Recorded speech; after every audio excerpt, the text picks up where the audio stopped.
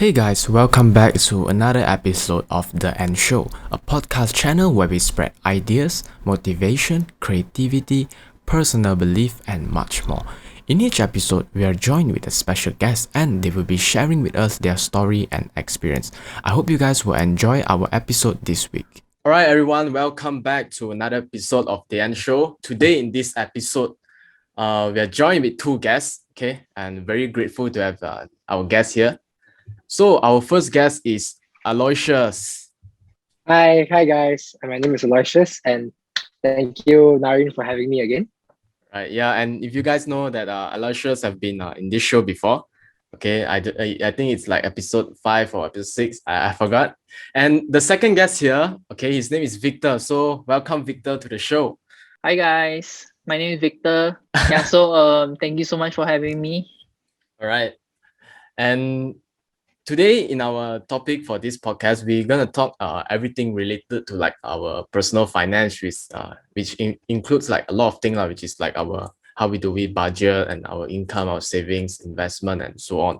Okay, first thing, right, when it comes to like money or personal finance, right, what is your thought about that when it comes to like money? Okay. That's a very broad question, I would say. But if I were to take it, I would think that money is a tool that it's a what do you call that? It's a thing that everyone needs in order for us to live and for us to buy stuff. So definitely we need to learn how to manage it, and also learn how to control the incoming, which is the income, and also learn how to control the outgoing. Because if we know how to manage it properly and we know how to spend correctly, we will be able to have a very comfortable life. But whereas if we don't know how to arrange it, don't know how to spend it, don't know how to invest it, and that's where a lot of things can go wrong. And in the end, you'll be stuck in something called a rat race, where you will just be working your ass off again and again until the day where you end your life. And I believe that's not something that we all want. So that would be my input. How about Victor? So for me, money is what makes the world go around lah. So if you don't have money, you cannot do this, you cannot do that. Or whereas if you have money, it's a leverage in my opinion, that it's a tool, it's a leveraging tool that can help you to go from destination A to destination B. And you just can keep actually money is everywhere. It's like how depending on how you want to get money. Right. So like from both of y'all say that money is a tool, right? And it's only right if we study it, I guess, like to know more about like money itself, like so that we get the best out of it. Like it's like an advantage for those who have like, I believe it's called like the financial literacy, which is it's about like knowing the subject of money. And the funny thing is because that the subject of like money, right, is not taught in school. So it's all about like, you going out there to like really find out like what to do with it, I guess. Because like in the school, there's no teacher teaching you like, okay, guys, here's what we're gonna do, this and that, this and that. Okay. Yeah, very true, very true. Nowadays, very little. Yeah, it's almost like close to zero, I guess. And that's why that's why a lot of people like they do not know like more detail about it, I guess.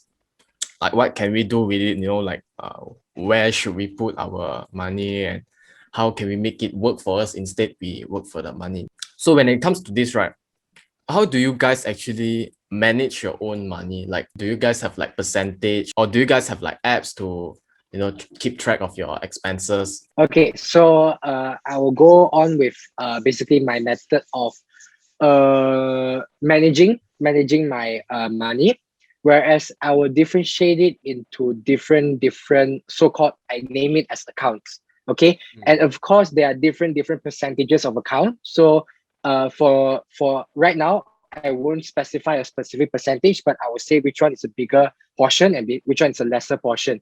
And it's up to your choice, up to your how much you earn, how much you have, and your lifestyle, and you can adjust accordingly. Okay, so I will name few of the accounts, and then at the same time I will tell you how I would arrange it. Okay, as for my age right now, first up, and the so-called the most basic part is basically expenses, because we will need to eat, we will need to pay for electricity, this and that. So that would ultimately be the bigger portion. But of course, I will do my best to control it and make it as low as possible so that my expenses will be lower. Daily expenses, number one. Okay.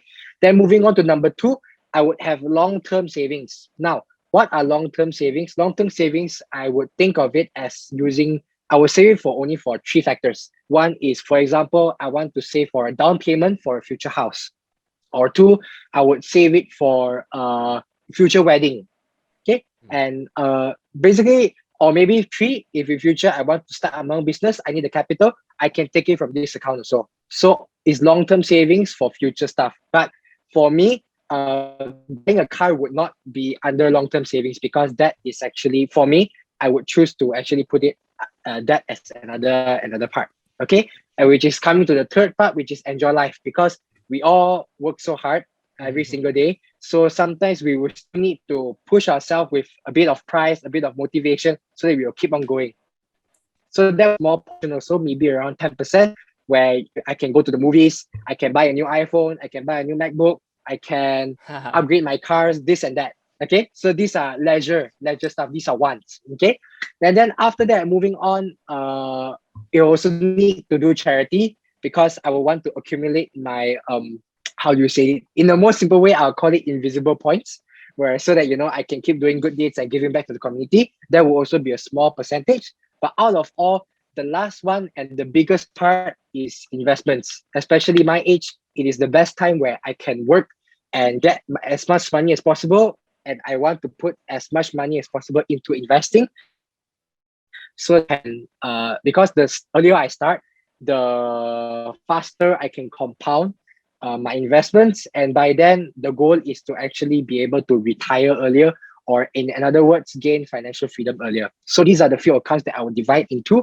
But of course, it is up to every individual on how you want to divide it. Like for instance, for now, I don't have daily expenses yet, because I am lucky that I still have my parents and my dad is still working. So I can take that percentage and push it all into investments. So that's what I'm lucky in. As I go on into life, when I need to handle my own expenses, then I will need to readjust again. But basically, that's the big picture. Wow. Yeah, that's all for me. Wow, that was very detailed said lah. And Victor, what about you? When it comes to like managing your money, how do you manage it? So usually when we just started working, or like still in university, it would be best to actually start building an emergency fund first. Emergency fund first, only savings and only investment. So emergency fund is basically what I see as like 3 to 6 months of your salary. So like for instance, you suddenly lose a job, or suddenly like your family have some financial issues, or suddenly need money, you can rely on that fund. So that's actually very important fund that you need, that you cannot touch. I mean, it depends lah. Like for me, I don't touch it. So basically, when I first started working, I immediately put like 50% of my income into savings fund, so it can actually help accelerate me to go for investment even faster. So imagine like what Aloy said is very important, but imagine if every month you just put 20 to 30%, how long will you actually like reach the target goal for your emergency fund? So my thinking was like to accelerate it. So I put a bigger portion, like 50 to 70% in. For me, I don't really have much expenses. Yeah. So once you get that done, so you can think about. So for me, you have to first lay out your expenses also, like Aloy said, which is very important. Like your every month of subscription, those are important as well. That you have to once in a while, like once every 6 months or a few months, you look back and actually ask yourself, do you need this? Do you need this? Correct. Yeah, like that. So after you get your emergency fund, right now my allocation is actually mostly to investments, because right now everyone is in lockdown anyways, right? So we are always at home. We are eating home and don't need to travel here and there. So I would say it's a very good time to actually put your money inside the investment. Plus, inflation is coming, so that's very important. Yeah. And oh yeah, one more thing, savings account, right? I wouldn't recommend like for us lah. Like we are still young, I wouldn't recommend like anywhere like 10K and above inside Yeah. your savings account. Or else It'll be a waste. Yeah, it'll be a waste. And just now, I think Victor mentioned a very important thing, which is the first thing is the emergency fund, and also like few months later, you ask back yourself whether these expenses is important or essential to us. Because last time I used to have a lot of this like so-called subscription lah. So every month, I keep finding that, hey, why this one still need to pay? So I need to pay here. Hey, then this one also expire. You pay, and then so on. And then I slowly try to reduce it. And sometimes this Yep. called like a monthly subscription, right? It seems small, because sometimes we subscribe to many apps, and then this app costs like maybe like $10 or $20 per month. But if you have like 10 of those apps, right, it's already like 100 to 200 easily per month taken off from our income or anything. And just now, Victor, you mentioned that to not have more than 10,000 in savings, right? Why is that so? Can you elaborate more on that? Yeah. A key factor is because of inflation. What inflation essentially is basically, for example, like 10, 20 years ago, what you can buy with 10,000 is a lot more compared to what you can buy now. But with 10,000 now, you can actually buy very little stuff compared to 10, 20 years ago. Yeah, it's basically because of that. So basically, savings is what you essentially just put inside the bank and you just leave it there, and like anything you need it, you just like take it from there. But investing is you actually let the money work for you. So you actually, and I think this one you can ask Aloy about it because he understands different type of income, right? Yeah. Aloy, active income, passive income, and this is very important as well. Yeah, there's many type of income lah, portfolio income, this income, that income, and DJ so- income. Yeah. Okay, and for myself, right, I would personally like if I would set for myself, right, to actually earn more than what I spend. That's just like try to find ways to earn more than what I spend. So essentially now it's because that maybe four of us are not working, so every month we get like a bit of pocket money. Then we can invest, or you want to save, that it's up to you lah. So that's why I feel like I can find more ways to actually earn more than what I spend on. And I have this like positive Correct. cash flow of something else so that I can do something with it. That day earlier that we have a conversation, right? I think Victor also mentioned another very important like a phrase which is that you can't save your way out. And that actually like stuck in my head until today. Because last time Is that why you buy baby Doge? Nah. Before you say that, I already bought. And because and that stuck in my head for quite some time, which I think it's really true. And without us actually knowing all this, right, about like the subject of money, right, I think we wouldn't do what we are doing today. That's why it's important to go and improve yourself on like financial literacy, so that you know what you're gonna do with what you're doing, I guess. But yes, correct. So maybe our audience, right, are very excited to learn, right? So what would you guys say to them, right, for those who want to improve their financial literacy? What should they do, or how? Okay, I'll give my input on this. There are a lot of ways for us to learn all this financial related information. Some are free, some are all over the internet, and whereas some maybe you can pay to actually listen to it. So in the end, it's entirely up to you what suits you best. And the most importantly, I don't think it's how you learn it. I think the most importantly is the mindset that you have on how much you want it. Because even if, for example, everything is on the internet, but for instance, a lot of friends my age who are lucky and they don't have the urge. They feel like, wow, I'm still young. I should go and have fun. I should enjoy my college. Why do I need to care about money? They don't have this input. So even if the information is out there, it's no use to them.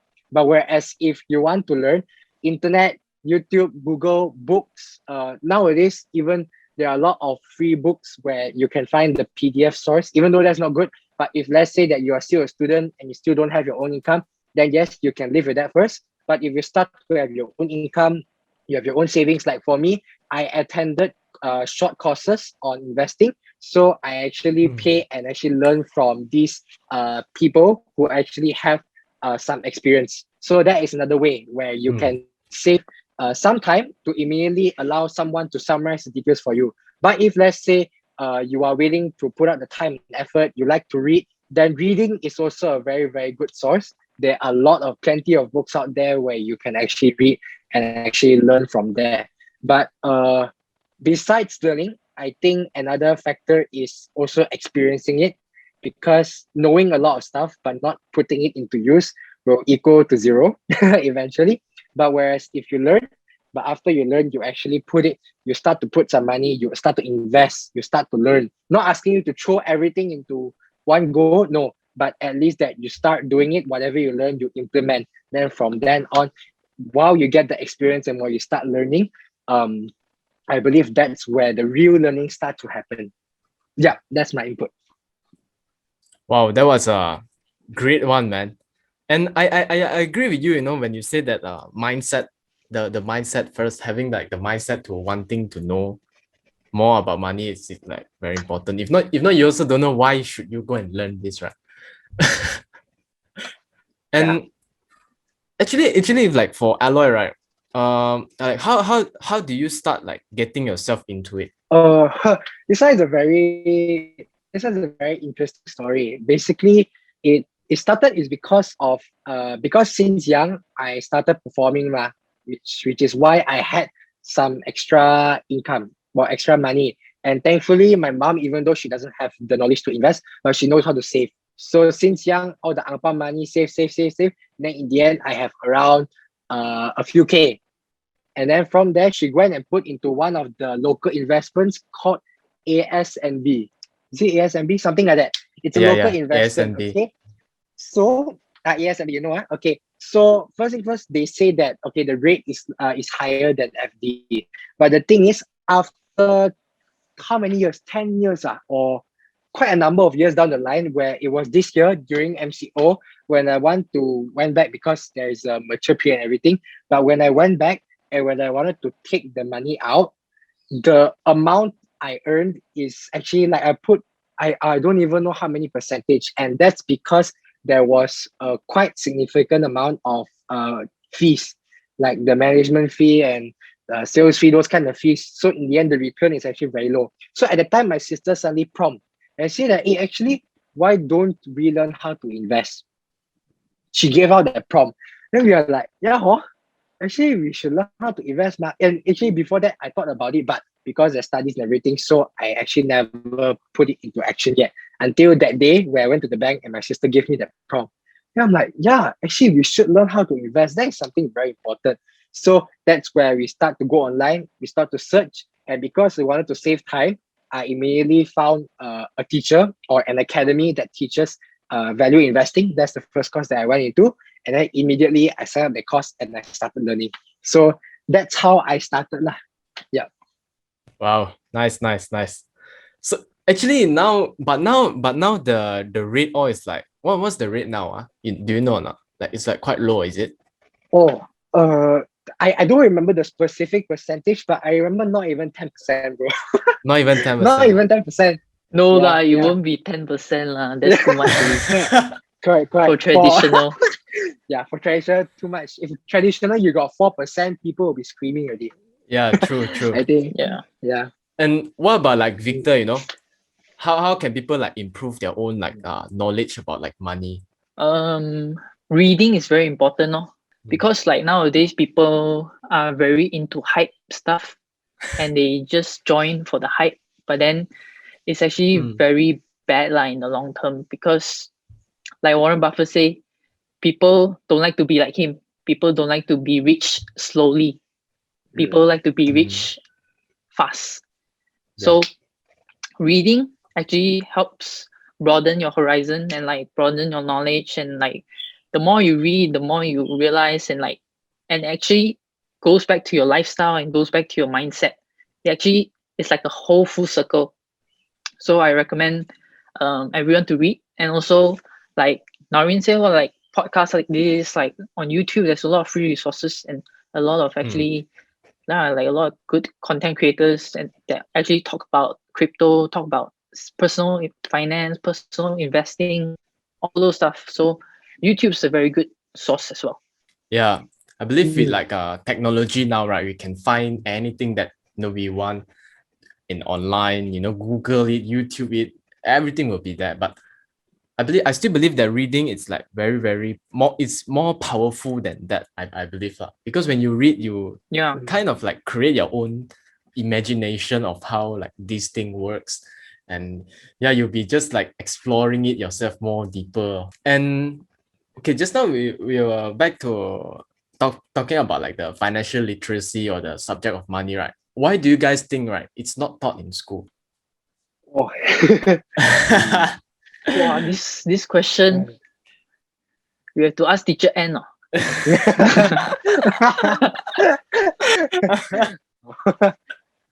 is a very, very good question. Yeah.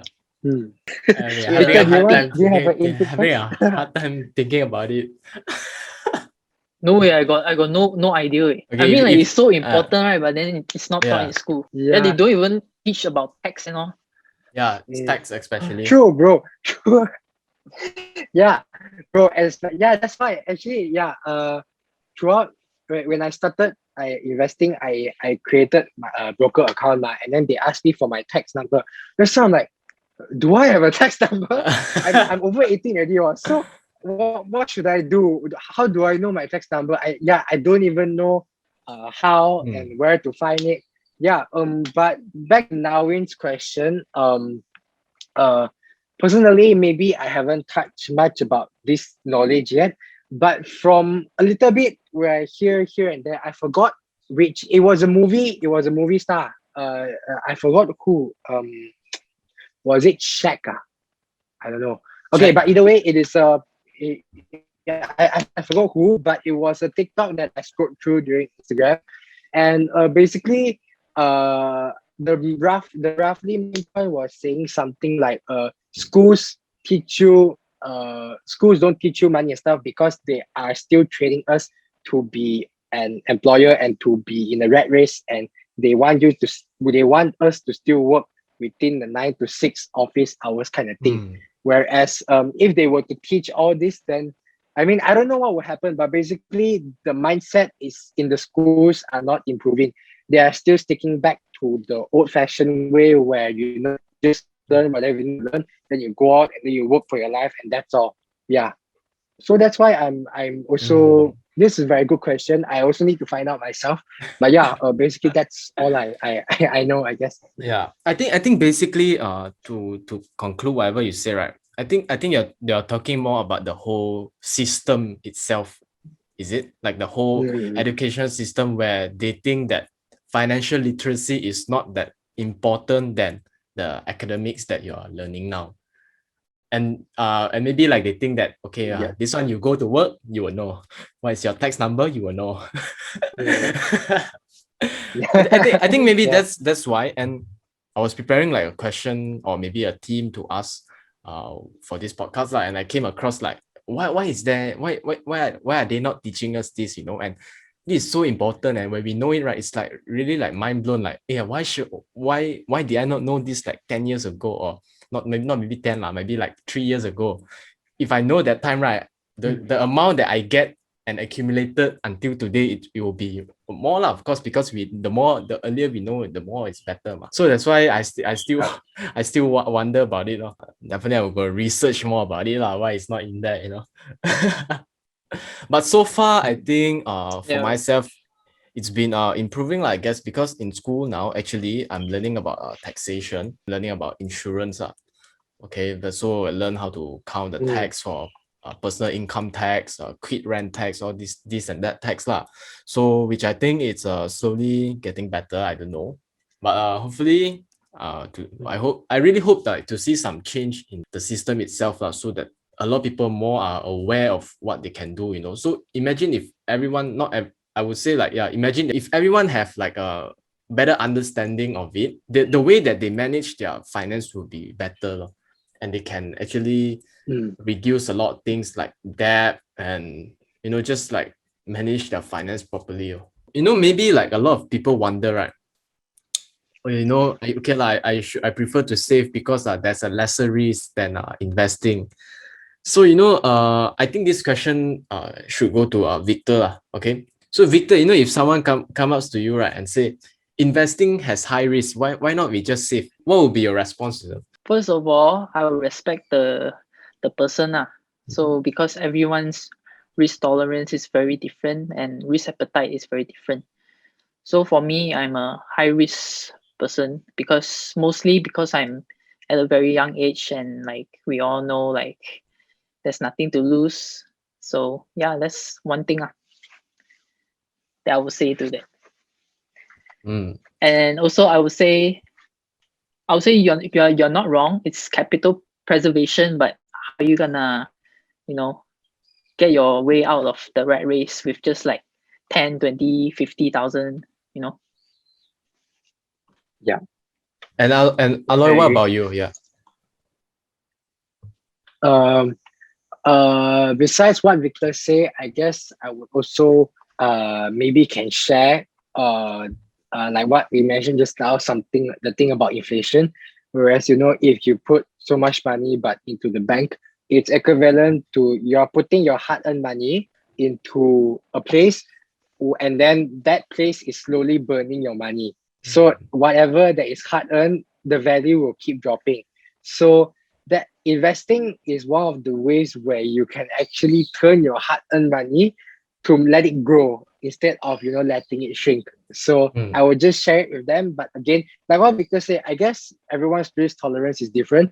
But I believe that there are still investments that are comparatively a lower risk.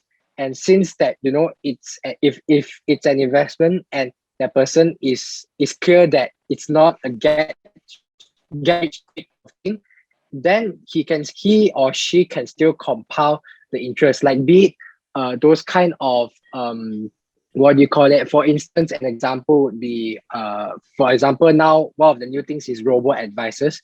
One of it is, for example, stash away. So even if you set to a lower risk appetite, we'll still invest, and at least that money will still turn rather than you putting it into your savings where the percentage is less than 2%, and inflation is just gonna eat the money up. Yeah. Like now the other day I just checked the FD rate, right? The fixed deposit. It was just like 1%, 1 point something percent. And it's and I actually I actually put like the amount of money I need to get 500 ringgit of cash flow per month. It's definitely is a lot lah. I need to put in like don't know how many thousand, then earlier I can be able to get the amount. Then if I divide with like 12 months, then I'll only get like 500 ringgit per month. So it's really like that's why it's up to you guys. Like it's up to the person who want to invest. It's like what Victor said, like your risk appetite, your risk management is all up to you and your research. And also just now Victor also mentioned that to do your own, how to say, don't FOMO in I guess. If today everyone like okay invest in here, then you also want to join. People invest in that, you also want to join. I think that's one of the mistake like a lot of people make because they think that this is like a get rich quick scheme. Today I put in, tomorrow I want to buy a Lambo or I want to be a millionaire or something, right? Yeah. And also I think most important thing is also to invest what you are able to afford to lose only lah. Don't just put your whole saving, your entire saving into the investment. If not, you're really like I don't know what to say lah. Yeah, talking about that, I want to relate back to the important thing that Victor said. That is where the emergency fund comes in. Correct.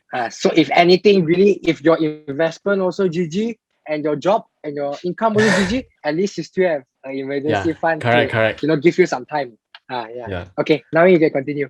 And yeah, because of, you know why I say like this? It's because that maybe like a few months ago, where crypto, this is more about crypto. Crypto has this thing where it crashed, it really crashed because people are saying that it's Elon Musk's fault, where he tweeted this and that, and there were a lot of comment where, Elon, why you did this? I throw my whole life saving into it and it crashed like just like that, something like that. I just feel like, why would someone invest their whole entire saving into investment which is very volatile?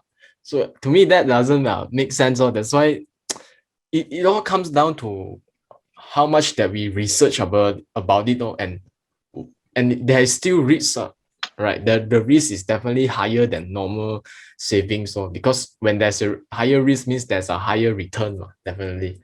And when it comes to like investing, right, I think the people always ask, right, but I got very less money early, can I invest like 50 ringgit per month, 100 ringgit per month? What do you guys think? Yeah, definitely you can. Even though it's like 50 or 100 or 500, if you think about it, like it's only 50 a month, but if you times 12, the power of like monthly, daily, and yearly, right, is very crazy. So you always start small, and then you build up your confidence. Then you only know what you're doing, and actually, once you know what you're doing, it's very powerful and it's very scary. I also agree with Victor. And one of the things that it reminds me of, there is a term called snowball effect, where there are three things that come into place. First is time, meaning the earlier you invest, the better, no matter the amount. But if you start earlier, even with a small amount, it's still compounding. And second thing also, it would be the amount that you invest. So for example, if now you can commit to 50 ringgit every month, commit it first.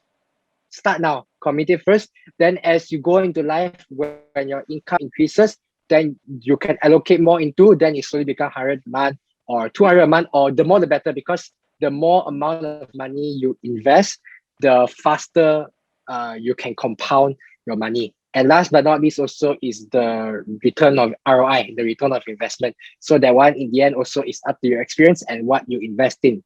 So in the end, whether having a small amount of money, that is the least important thing. I think the two key things that I would focus on is one, I do it as early as possible and I do it consistently. And secondly, also is what I mentioned just now, try to think of ways to increase your income, because goes both ways. There's only two ways to increase your income. One is you decrease your expenses, and secondly is you increase your income sources or the amount of income. So just do our best to increase the income. Then if you do these two correctly, you will be able to compound your money in as time goes by. Yeah, and actually there's a term for it. I think it's called dollar cost averaging, right? Where you actually slowly every month you compound it. You do not care about the price, or when it goes up or down, you still buy, and somehow in the end you have more than when you straight push everything to it, or I guess. But it also depends on what type. Yes. What are the things you are investing in, and whether you did you invest the right thing or not. Imagine if you invest in some don't know what company is this, then you dollar cost average, then you're like, why, how come suddenly I lost more than what I put in? And then that was another story lah. Yeah. And also, when it comes to like investing, right? Wait, before that question, right? How long have you guys been like investing actively yourself for yourself? I only started last year, so means that it will be maybe 1 or 2 months, then be a year. Wow, only 1 or Rita? 2 months. Yeah. For me, it's almost, I think I hit my 1 year. And yeah, 1 year anniversary. In the bucket list. For you guys, right? So far for your whole like investment journey, right? Do you guys made any mistake, and what could you learn from it? I think I can start off first because Yeah, I let's have go. few mistakes. Not in that way, but just because like I don't have a lot of funds yet, so I don't do a lot of trades. But I guess I see that so far I've made it's not a big mistake. But yeah, it is something that next time I would take care of it if there is in the future. One is that getting involved too fast, which is basically like, for example, I heard about this company on the day itself. Then I haven't do my research yet, and I didn't price evaluation and think about whether I'm comfortable in entering to this price. And I just went in because I like the company. But lucky enough is that I did ran into proper research, and the company is still doing good. But it's just that the price that I entered was too rushed in a way, whereas I could have be patient and accumulate more funds, and so that when the price actually goes into a discounted price, then I could have went in at the better price. But because I like the company so much, I feel like, oh, I want to go in now. And then I went in, even though it's not bad, but still that's something that I will tweak next time. So even if I like a company, but if the price is still something that I'm not comfortable in, I could either invest a little bit and then see the company's progress lah, and so that I don't straight away allocate that amount of money, the whole portion for that company. That's one. And secondly, also is that I kind of a bit over diversify my portfolio with the amount of money that I have. If I would have back time, I wish that I could have changed my investment a little bit so that I can invest a little bit more concentrated, because now I don't have a lot of money. If I diversify a bit too much, my returns won't be that great. Yeah. So far, that's the small mistakes that I've made. For me, I got a lot of big mistakes. So, one of the mistakes is it pays to be patient. Like Aloy say, it really pays to be patient. So if you really like FOMO, like fear of missing out, or like you, because of greed, because of fear, because of everything, and you do it and you go into a trade, right? That's based on emotions and not based on logical facts, figures, technical fundamentals, stuff like that. So that's one thing. When I first started, I was very emotional. When it goes very green, I'm very happy. When it goes red, I'm very sad. That's a very beginner mistake that everyone will go through. But nowadays, I rarely feel anything, and it's like just another day. And the second mistake is that you don't need to trade every day. Yeah. So this one very important. Like, not every day you place a trade. You don't need to itchy hand or anything. You let your winners run and you cut your losses quickly. And because like I think like putting in the wrong time, right? I bet everyone have put your trade at the wrong time before. For let's say like crypto, last few months Bitcoin was up to like 50K, and now it's like 30K or something. But when I get it, like when the time comes, right? Maybe like Bitcoin was like 35K, right? You put in you put in your money there, right? And tomorrow it goes down to like 30K, and then you'll be like doubting yourself, like, I bought the dip, but it keeps dipping. that kind of like thing. And but see, that's the thing about like investing or trading lah, because it's really uncertain. All these things are really uncertain, and that's why like Victor say, you have to it must be you must really know what you're doing, and must be logic lah, based on like fundamentals, or is it based on like technical analysis or so on, to like minimize your risk as small as possible. And what is the difference, right, between trading and investing itself? Is there any like difference? Trading is essentially a position that you do intend to go for a long term. Let's say swing trade is like few days to few weeks. Intraday trade is like within few hours only within the trading day. And while investing is basically you put in money and basically you just let it snowball and let it compound. Basically, for example, if you buy Apple stock today and you just keep buying every month, so 1 year later you got 12 Apple stock and you just keep repeating investing. While trading, you just want to like basically a very quick profit. Okay, so before we wrap up our whole like small little session today, about like personal finance, what tips would you say, for those who like just started to like invest in stocks or crypto or shares or anything? Yeah.